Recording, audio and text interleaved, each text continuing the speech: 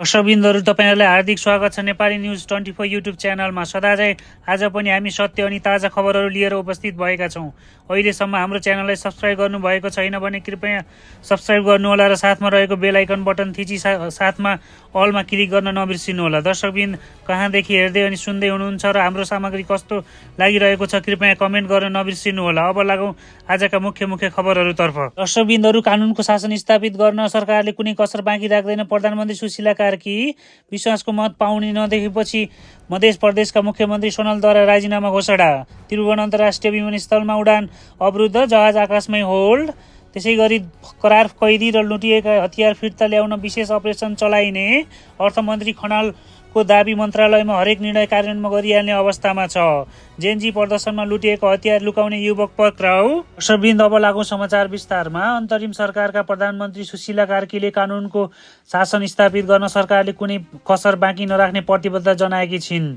शनिबार काठमाडौँमा महासङ्घद्वारा आयोजित राष्ट्रिय विरोध आर्थिक बहसमा 2.0 लाई सम्बोधन गर्दै प्रधानमन्त्री कार्कीले यस्तो बताएकी हुन्। उनले भनिन्, सुशासन कुनै पनि मुलुकको सामाजिक न्याय र आर्थिक वृद्धिको पूर्व शर्त हो। राजकीय सम्पत्तिमाथि राजनीतिक आवरणमा भएका लुट र निजी क्षेत्रमाथि लादिएका शङ्का र दोहनकारी सङ्कटपूर्ण प्रणालीप्रति हामी सजग छौँ। कानुनको शासन स्थापित गर्न सरकारले कुनै कसर बाँकी राख्दैन। सुरक्षाको प्रतिभूति दिन सम्पूर्ण शक्तिका साथ सरकार लागेको छ। तपाईँहरूका पिरमर्का हाम्रै पिरमर्का हुन्। उद्योगी व्यवसायहरू केवल राज्यलाई कर मात्र तिरेका हुँदैनन्, उनीहरूले ठुलो जनसङ्ख्यालाई रोजगारी र सामाजिक सुरक्षाको सुनिश्चितता दिएर राज्यको ठुलो दायित्व पनि वहन गरिदिएका हुन्छन्। तसर्थ उद्योग व्यवसाय बिना देश बन्दैन। उद्योगीको मनोबल नउठेसम्म अर्थव्यवस्था उठ्न सक्दैन। प्रधानमन्त्री कार्कीले उद्योग व्यवसाय बिना देश नबन्ने भन्दै उद्योगीको मनोबल नउठेसम्म अर्थव्यवस्था उठ्न नसक्ने बताइन्। दर्शकबिन, लागौँ अर्को खबरतर्फ। मध्य प्रदेशका मुख्यमन्त्री जितेन्द्र प्रसाद सोनलले राजीनामा घोषणा गरेका छन्। विश्वासको मत पाउने नदेखेपछि उनले प्रदेश सभा बैठकमै आफ्नो राजीनामा घोषणा गरेका हुन्। उनले आज विश्वासको मतका लागि समय लिएका थिए। 10 मिनेटका लागि बैठक स्थगित गरिए पनि 1.5 घण्टा बित्दा पनि बैठक सुचारू नभएपछि मुख्यमन्त्री सोनलले प्रदेश सभाका सभामुख रामचन्द्र मण्डल राजीनामा दिएका हुन्। सोनल लोकतान्त्रिक समाजवादी पार्टी लोसपाका नेता हुन्। संविधानको धारा 168 को उपधारा 2 बमोजिम उनी असोज 29 गते मुख्यमन्त्रीमा नियुक्त भएका थिए। 6 दलको समर्थनमा उनले 57 प्रदेश सांसदमा हस्ताक्षरसहित प्रदेश प्रमुख कार्यालय मुख्यमन्त्री नियुक्तिका लागि दाबी पेश गरेका थिए। दर्शकबिन्दहरू, त्रिभुवन अन्तर्राष्ट्रिय विमानस्थल उडान अवरुद्ध भएको छ। रनवेको बत्तीमा समस्या भएपछि उडान अवरुद्ध भएको हो। काठमाडौँ विमानस्थलका अनुसार अहिले प्राविधिक समस्या समाधानको प्रयास भइरहेको छ। अन्तर्राष्ट्रिय उडानका जहाजहरू होल्ड गरिएको छ। आन्तरिक उडानका जहाजहरू विमानस्थलमै रोकिएका छन्। बिन्दहरू, गृहमन्त्री ओम प्रकाश रायले जेएनजी आन्दोलन क्रममा फरार भएका कैदीबन्दी र लुटिएका हतियार फिर्ता ल्याउन सरकारले विशेष अपरेसन सञ्चालन गर्ने बताएका छन्।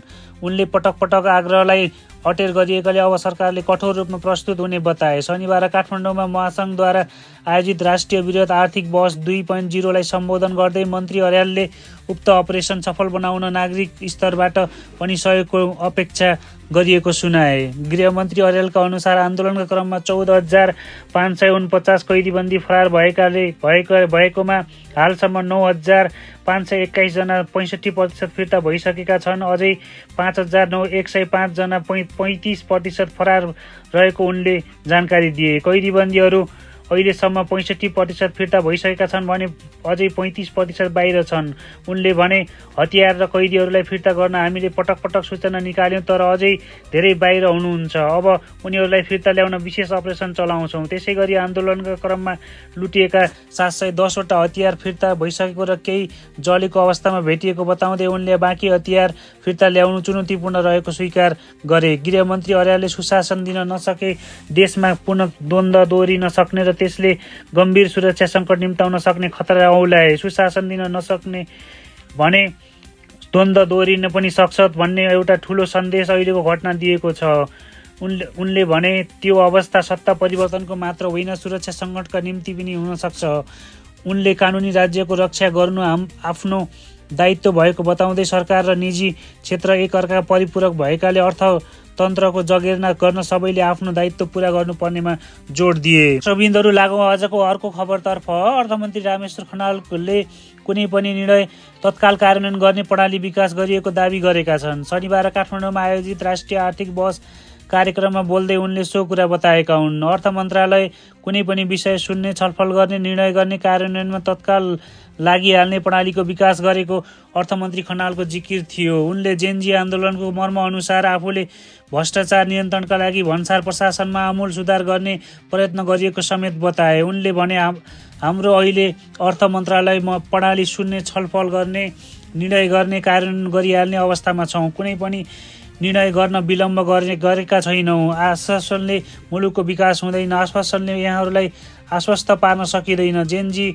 मुभमेन्टले हामीलाई एउटा हचहच्याएको विषयवस्तु के हो भने मुलुकको सुशासन हुन सकेन भने, भ्रष्टाचार न्यूनीकरण हुन सकेन भने, जस्तो सुकै कुरा गरे पनि आम नागरिकले मुलुकभित्र काम गर्ने अवसर पाउन सक्दैनन्।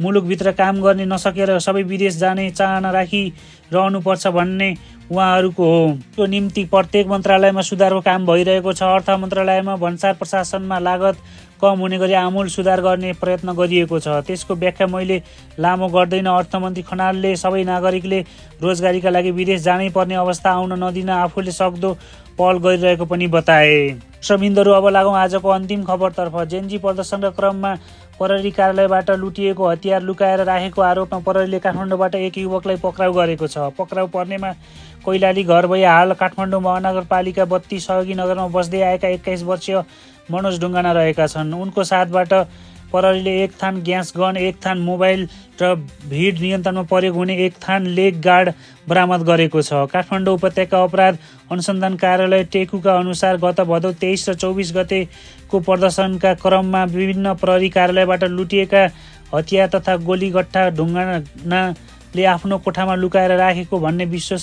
विशेष सूचनाका आधारमा प्रहरी टोली खटाइएको थियो। बिहिबार बिहान उनको कोठामा खानतलासी गर्दा उक्त सामग्री फेला परेपछि उनलाई पक्राउ गरिएको हो। पक्राउ परेका ढुङ्गानालाई थप अनुसन्धान तथा कारबाहीका लागि जिल्ला प्रहरी परिसर काठमाडौँमा पठाइएको प्रहरीले जनाएको छ।